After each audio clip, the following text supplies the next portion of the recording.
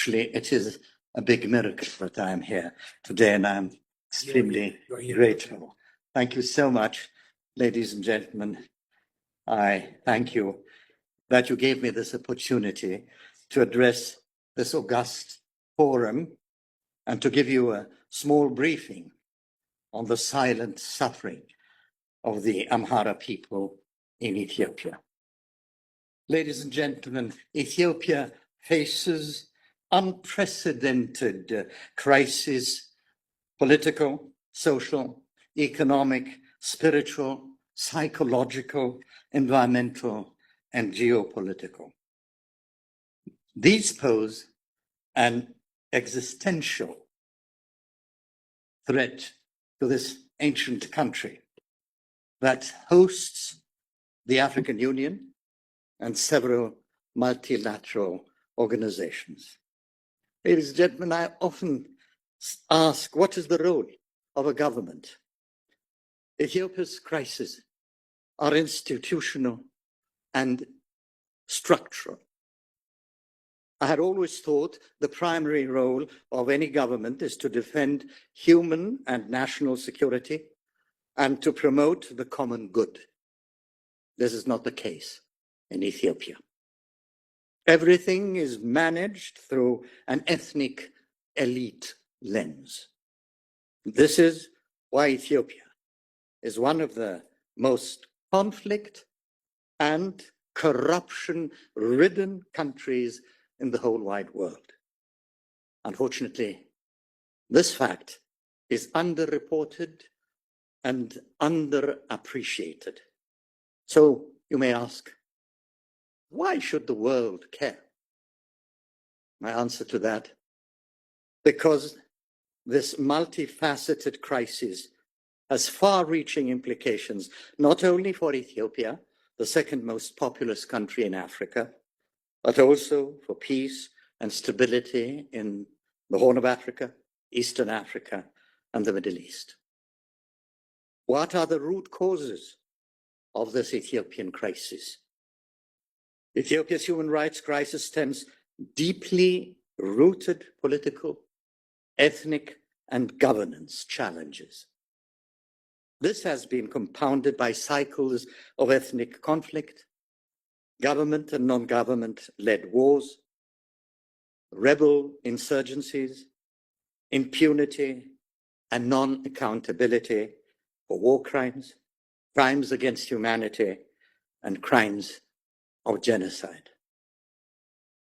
Ethiopia's national institutions, civil society, independent press, and multi-party competition are completely degraded.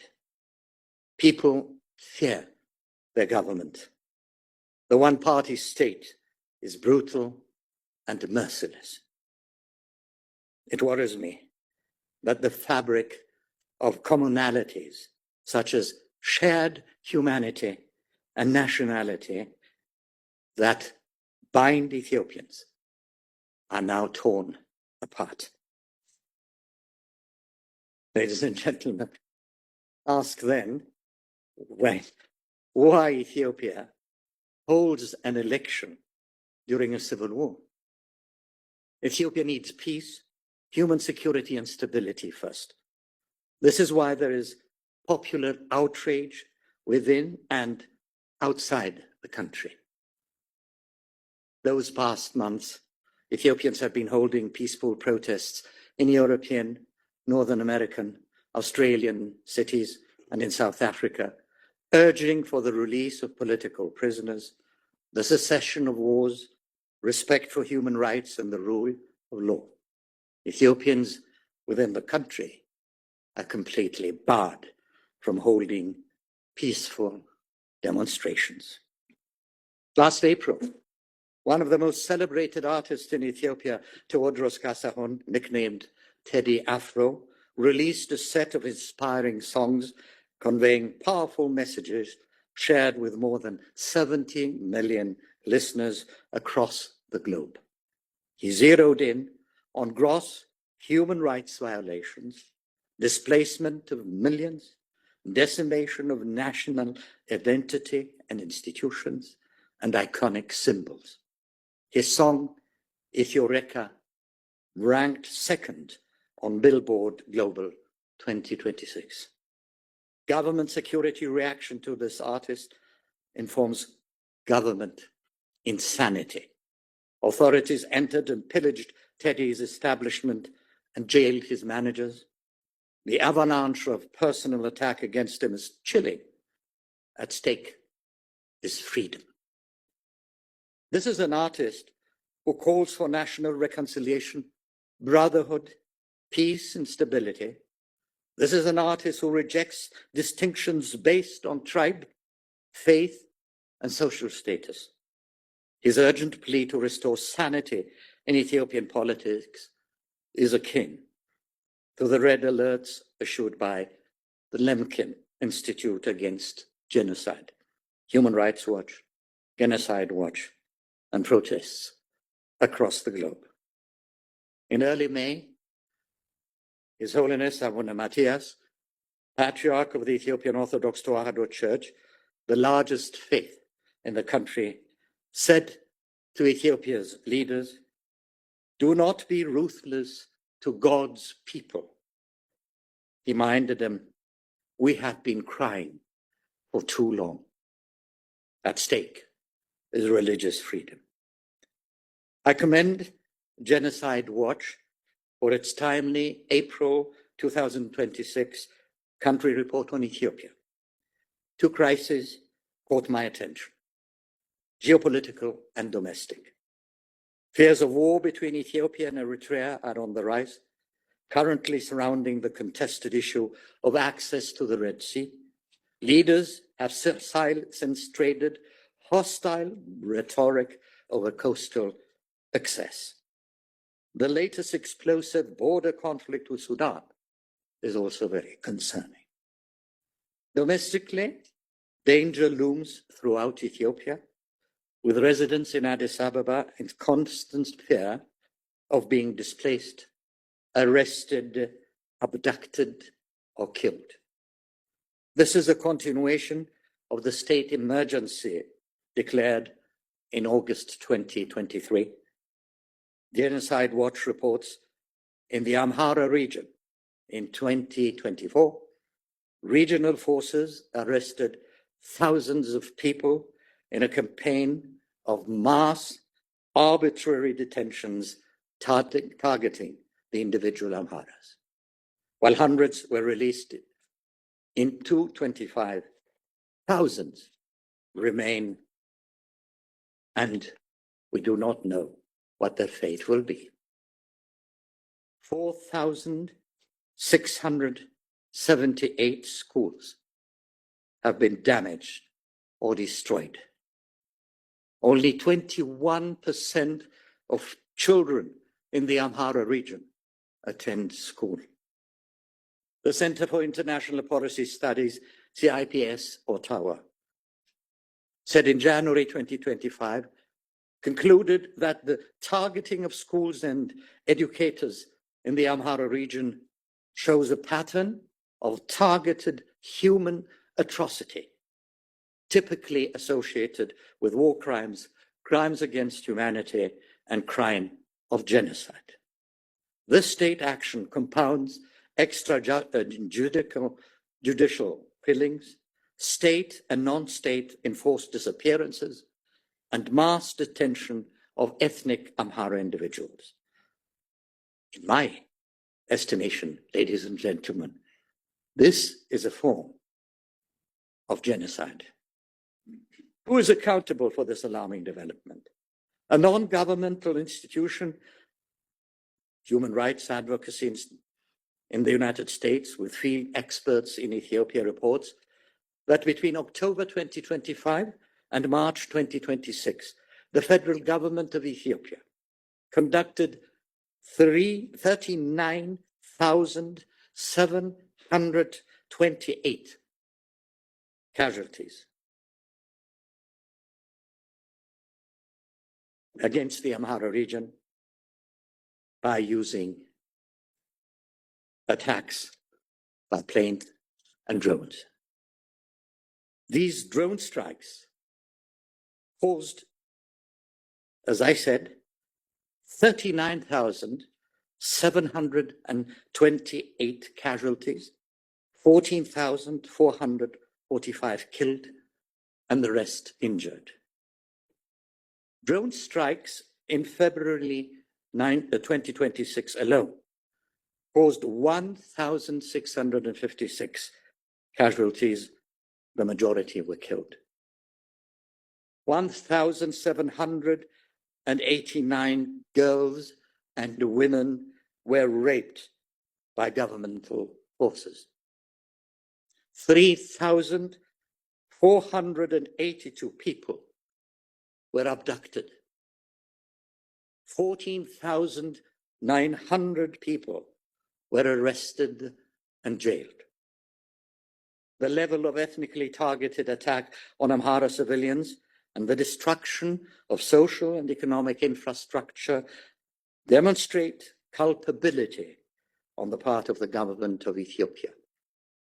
More baffling is, there is no sign that the government of Ethiopia is willing to stop gross human rights violations, including mass arrests, drone strikes that kill innocent civilians, mass evictions and displacements, unless the international community speaks up and at long last acts. The international community must recognize the notion that the Ethiopian government actions are deliberate. Ladies and gentlemen, for 8 consecutive years, a coordinated and systematic campaign of terror has been waged against the Orthodox Christian communities in some parts of Ethiopia, especially in the Oromia region. The atrocities are not random. They are not spontaneous. They are deliberate, repetitive, and carried out with the direct enablement and coordination of the federal government in Addis Ababa. The documented record of crimes against Ethiopian Orthodox Tewahedo Church and its faithful includes scores of Orthodox churches burned to the ground across Oromia, including ancient sanctuaries of irreplaceable historical, spiritual, and manuscript heritage spanning hundreds of centuries of Ethiopian civilization. Hundreds of priests, monks, deacons, nuns, and Christian worshippers was massacred, with recent reports confirming the systematic slaughter of hundreds of Christians in the RC region alone. Their deaths unacknowledged by their government. Crucifixes torn from the necks of Orthodox Christians, including children, by regime-backed extremists. Acts of religious-motivated hatred captured on video and widely circulated, yet met with impunity. Systematic destruction of Christian communities whose identities are predominantly Amhara, but also include Tigrinya, Gurage, Oromo Christians, and other ethnic groups, constituting crimes against multiple peoples simultaneously. Tens of thousands have been forcibly displaced. The forced removal of the canonical leadership of the Ethiopian Orthodox Tewahedo Church by the Abiy Ahmed government, replaced by regime-appointed cadres and radical extremists, rendering the church institutionally decapitated and incapable of defending its own faithful. Prime Minister Abiy Ahmed bears direct, personal, and inescapable responsibility for those crimes. His government does not merely fail to protect Orthodox Christians, it actively coordinates, enables, and shields the perpetrators. Despite irrefutable video evidence, documented massacres, repeated pastoral appeals by church leaders, and sustained international alerts, Abiy Ahmed has taken no meaningful action against a single perpetrator. This impunity, ladies and gentlemen, is not negligence. It is deliberate policy. His forcible interference in the internal governance of the Ethiopian Orthodox Tewahedo Church, installing loyalist bishops, dismantling the church's canonical autonomy, and placing its leadership under extremist control, is a calculated act of institutional sabotage. Its purpose is to neutralize the church as a pillar of Ethiopian civilization, identity, and resistance. This is not governance. It is persecution by state machinery. This conduct mirrors the methods of totalitarian regimes throughout history that have sought to destroy a people by first destroying their faith, their clergy, and their sacred institutions. The Ethiopian Orthodox Tewahedo Church was founded in the 1st century AD, making it one of humanity's oldest continuously functioning Christian institutions, predating, I might say, the Roman Catholic and Eastern Orthodox traditions. It has preserved the Book of Enoch, the complete Book of Jubilees, and countless manuscripts of global, religious, and historical significance that exist nowhere else on earth. Ethiopia's Orthodox Christian civilization, its rock-hewn churches, its illuminated manuscripts, its monasteries, its Tabot tradition, its unbroken apostolic heritage represents a living thread of faith and culture spanning 2,000 years. That thread is being deliberately, violently, and systematically cut. The destruction of the Ethiopian Orthodox Tewahedo Church is not merely an Ethiopian tragedy. It is a crime against the heritage of all humanity.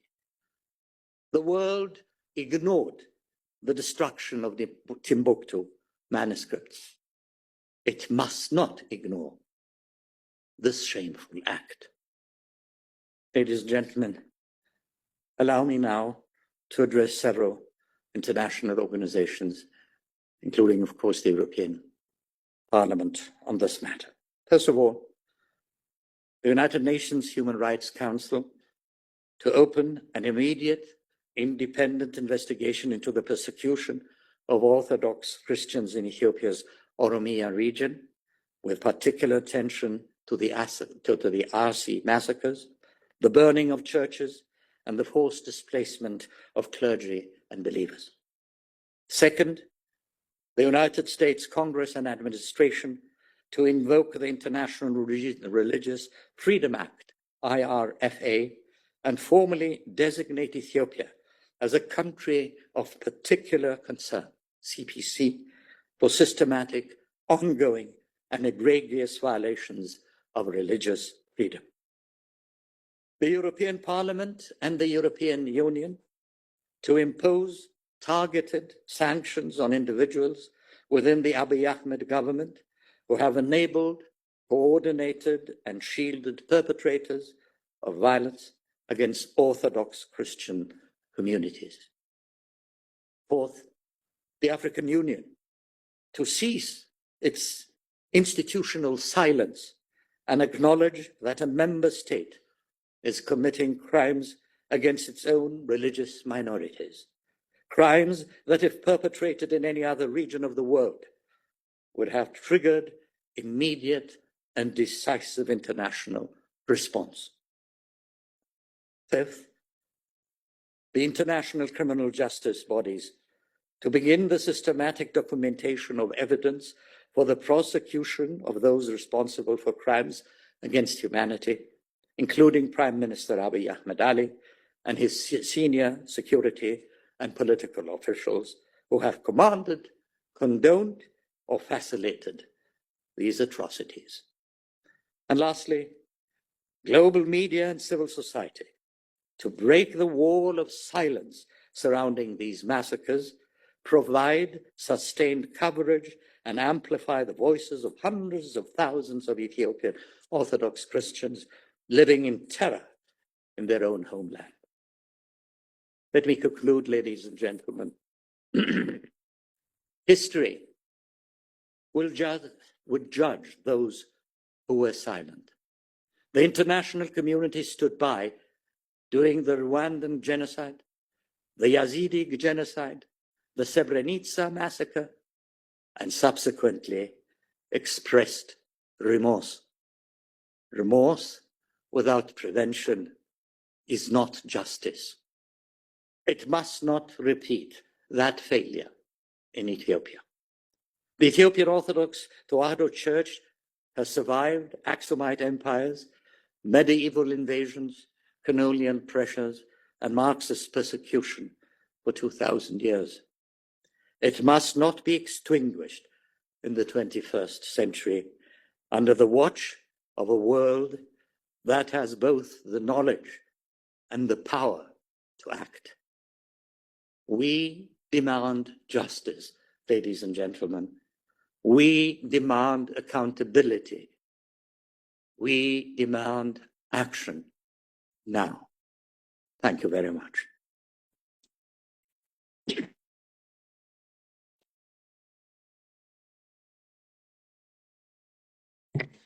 Thank you very much for your